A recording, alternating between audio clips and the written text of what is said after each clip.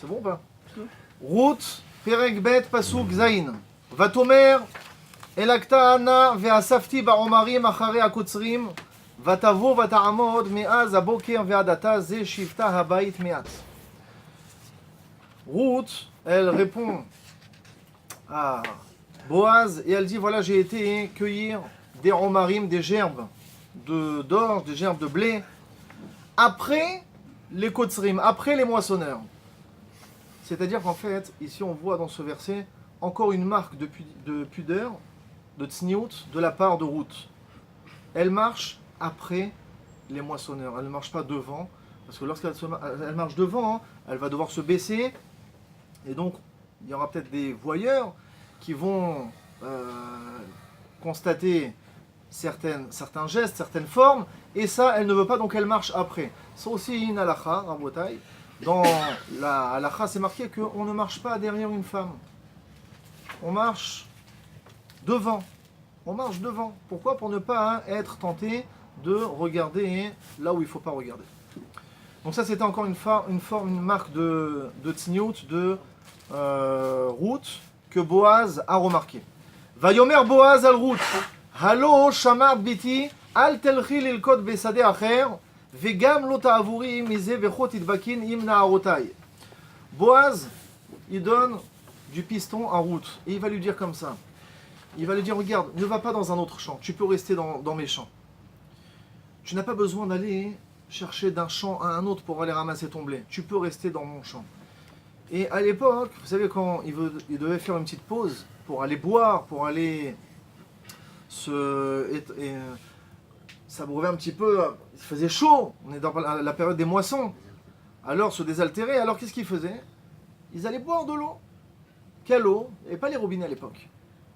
Alors ils allaient prendre dans des petites flaques, il y avait des flaques, mais l'eau elle n'était pas très bonne. Là, par contre, Boaz il dit à Ruth, regarde, toi tu peux aller dans l'eau qui a été filtrée, mais Eden, tu prends un pack d'eau et toi tu pourras boire de là-bas. Il lui avait donné de la protection, c'est ce qu'on appelle, du piston. Toi tu pourras boire. Renaïr Basade, pasuk tet, Renaïr Basade asher yiktzurun ve'alach tachariem, halot tziviti atanearim levilti nogaer ve'tzamid ve'alachta el hakelim ve'shatit me asher yeshavun hanearim. Toi, tu laisseras tes yeux dans ce champ-là. Et tu iras à la cueillette après les moissonneurs, comme tu l'as toujours fait. Et moi, j'ai ordonné à tous mes travailleurs ici que personne ne te touche. Que personne ne se mette en contact avec toi. Et si un jour tu as soif, alors tu iras boire comme je te l'ai indiqué. Vatipol alpanea vatishtachu arza vatomer elav madua matzati chen be'ainecha le'akireni. Et là, elle est tombée sur sa face, elle s'est prosternée à terre, et elle a dit à Boaz, pourquoi je trouve grâce à tes yeux, pour que tu me reconnaisses comme ça, je suis une étrangère. C'est-à-dire, qu'est-ce que tu as remarqué chez moi pour me donner autant de bonnes choses, pour agir ainsi à mon égard? Je suis une étrangère, je suis une Moabite. Vayan Boaz, vayomerla. Huged li kol asher asit et chamoter, acharemot isher, vata'azvi avir veimer ve'eretz molater, vatelchi el am asher lo yadart temol shilshon. Et là, Boaz, il lui a répondu, il lui a dit, tu sais, j'ai remarqué, on m'a communiqué tout ce que tu as fait avec ta belle-mère. Et comme on le sait très bien, la Gemara, elle dit qu'une belle-fille, elle déteste sa belle-mère. Il y a une haine naturelle qu'il y a entre une belle-mère et sa belle-fille. Et là, imaginons, Rabotai, la situation de Ruth. Ruth, elle a déjà perdu son mari. Son mari, c'était Machlon. Machlon, il est déjà mort. Donc en fait, quelque part, c'est même plus sa belle-mère.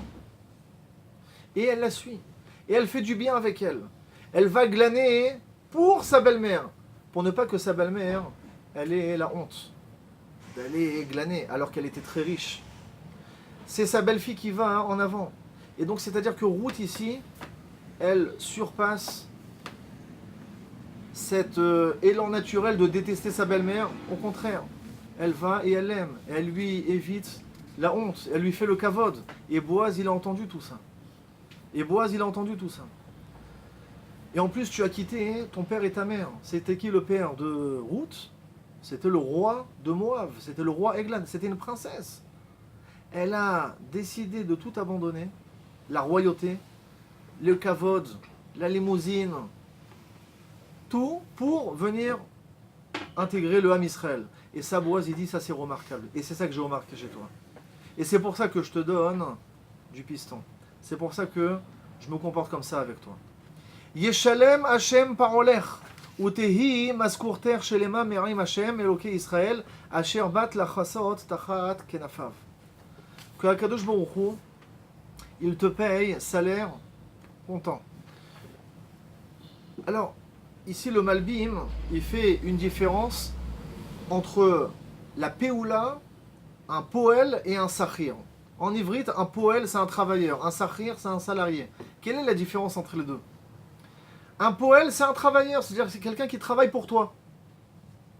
D'accord? Il doit, par exemple, tu lui as dit fais-moi, comme un tailleur, tu lui as dit fais-moi un vêtement. S'il a fait le vêtement, tu le payes. Il n'a pas fait le vêtement, tu le payes pas. Par contre, un sachir, un salarié, tu arrives au travail, s'il y a une panne d'électricité, tu chômes toute la journée, mais tu es payé. Pourquoi? Parce que tu es un salarié. Que tu fournisses le travail ou que tu ne le fournisses pas, de toutes les façons, ton boss, il va te payer. Là, Boaz, il dit que tu sois travailleur, un employé, un salarié, ou que tu travailles à ton compte, et donc on exigera que tu fasses telle ou telle action, d'une manière ou d'une autre, qu'Akadosh Baruch Hu, il te paye. Déjà, tu as décidé d'intégrer le Ham Israël, donc tu vas faire les mitzvot. Quand tu feras les mitzvot, Akadosh Baruch Hu, il te donnera ton salaire. Mais même lorsque tu ne vas pas les faire, parce qu'il y a des fois où on est sans mitzvot, alors Akadosh Baruch Hu aussi, il te payera juste pour être un salarié d'Akadosh Baruch Hu. Akadosh Baruch Hu, il te payera aussi pour ce moment-là. Vatomer emtsachen be'ainecha Adoni, ki nichamtani vechi dibarta alel lev shifrater, ve'anochi lo ehye ke'achad shifrotecha. Et là, Ruth, elle répond à Boaz, et elle lui dit, j'ai trouvé grâce à tes yeux. J'ai trouvé grâce à tes yeux et tu m'as réconforté avec tes paroles. Mais par contre, je ne serai plus comme une de tes servantes. Là, Ruth, elle a déjà lancé le signal. Un jour, je ne serai plus ta servante. Je serai ta femme. Vayomer la Boaz, le'at ha'ochel goshi halom, ve'achalt min alechem ve'tavalt piter bachometz, vateshev mitzad hakotzrim, va'itzbot la kali, vatochal vatizba vatotar. Boaz lui dit, au moment du repas, tu t'assieras à côté de moi, tu mangeras du pain, et tu t'assieras à côté de moi. Pas au milieu de tous les travailleurs, pas au milieu de tous les employés, parce que sinon c'est pas sniout, c'est pas pudique, qu'une femme elle s'assit au milieu de plusieurs hommes. Toi tu t'assieras à côté de moi. Et tu mangeras à satiété. Vatakom, l'elaket, vayetzav Boaz et ne'arav les morts, gam, ben haomarim telaket, velo tachlimua. Elle s'est levée pour partir à la cueillette. Et Boaz, il a ordonné à tous ses employés, il leur a dit, Gam ben haomarim telaket. Même entre les gerbes, elle pourra aller cueillir. C'est en général, on va prendre ce qui est de côté. Non, mais là, même si elle part au milieu, vous lui faites pas honte. Vous la laissez cueillir tout ce qu'elle veut cueillir. Vegam shol tasholula minatzvatim varazavtem velikta velo tigraru ba. Même s'il y a des bouquets de gerbes, etc., qui en général, c'est un oubli du propriétaire, comme on l'avait expliqué dans les shurim précédents, ça aussi vous lui laisserez. Vatelaket basade adaarev, vatarbot et asher liketa vayehi ke'efa seorim. Elle a cueilli jusqu'au soir, et elle a ramassé jusqu'à ce qu'elle a récupéré une quantité de Eifa. Alors Eifa, si je ne me trompe pas, c'est la quantité, cette quantité-là, elle fait à peu près 20 kilos. Une Eifa, Asirit à Eifa, un instant, on dit que Asirit à Eifa, un dixième de Eifa, c'est la quantité nécessaire pour faire Afrashat Chala, le prélèvement de la Chala, lorsqu'on pétrit la pâte. Et c'est entre 1,6 kg et 2,2 kg. À peu près 2 kg. D'accord? Donc, Eifa, c'est 10 fois plus, c'est 10 kilos. C'est 20 kilos. D'accord? Vatissa, vatavo aïr, vatere, chamota, et asher liketa, vatotse, vatitenla, et asher, hotira, misovra. Elle est rentrée ensuite en ville, et sa belle-mère, Naomi, elle a vu tout ce qu'elle a accueilli. Et Ruth, elle lui a sorti même ce qu'il restait de la nourriture qu'elle a mangé au repas avec Boaz. Vatomer la chamota, Eifo likat hayom, ve'ana asit, yehi makirech baruch, vataged la chamota, et asher asta imo, vatomer shema ish asher asiti imo, hayom Boaz. Elle lui a tout raconté. Il lui a dit, voilà, j'étais aujourd'hui là-bas, Boaz il est venu, il m'a dit tu peux cueillir, tu peux prendre tout ce que tu veux. Et Naomi, elle a béni Boaz. Elle lui a dit qu'il soit Baruch, qu'il soit béni. Et Ruth, elle lui a dit à Naomi, voilà tout ce que j'ai fait avec lui. Et là, comme on avait expliqué, plus que ce que le balabait il veut donner à son employé, l'employé veut donner à son boss. Plus que ce que la vache, elle veut allaiter le veau, il veut téter de sa mère. C'est-à-dire que, comme on le sait, une femme qui allaite, plus elle allaite, plus elle a du lait. C'est-à-dire que plus l'enfant est tète, plus le lait, il est abondant chez la mère. La même chose ici.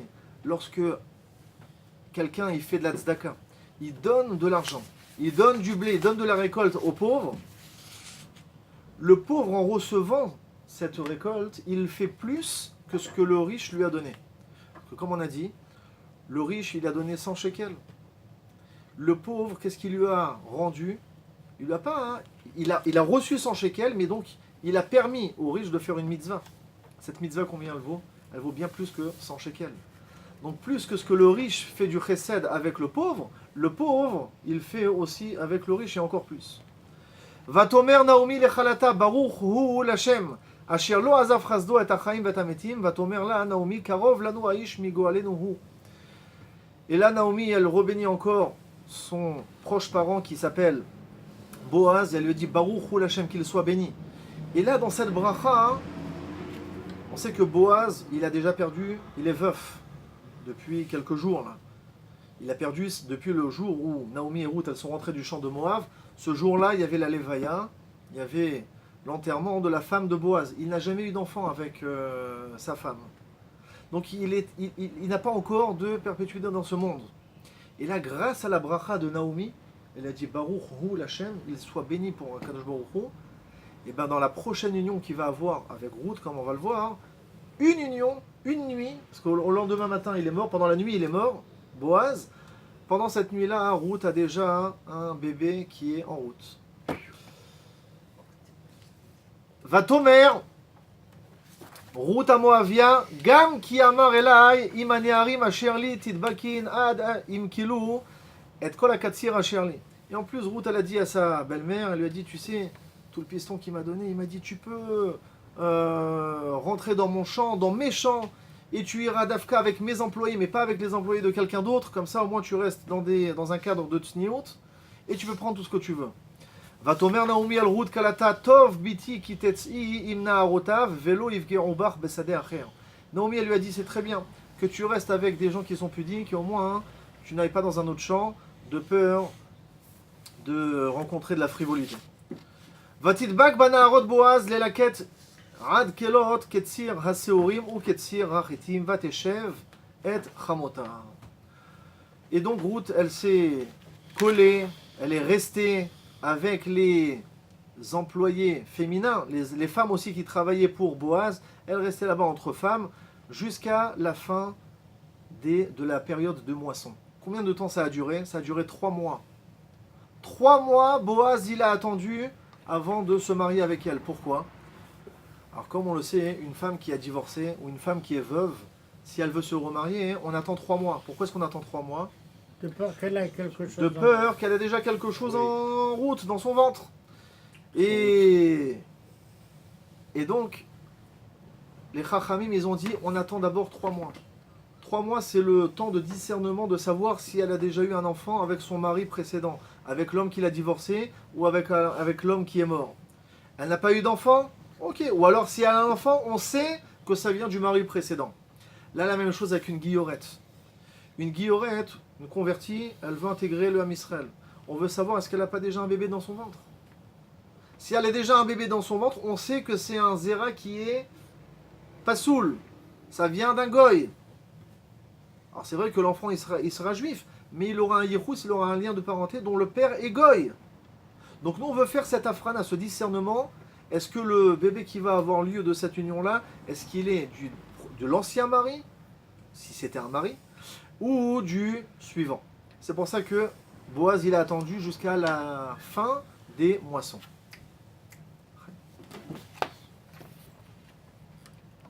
Il faut quand même une certaine date, non?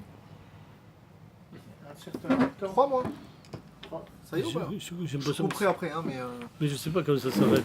Je sais même pas si ça a enregistré. Ah non, ne me dis pas ça. Marié. Ah ouais, Non, ça ça va. enregistré, ça enregistré.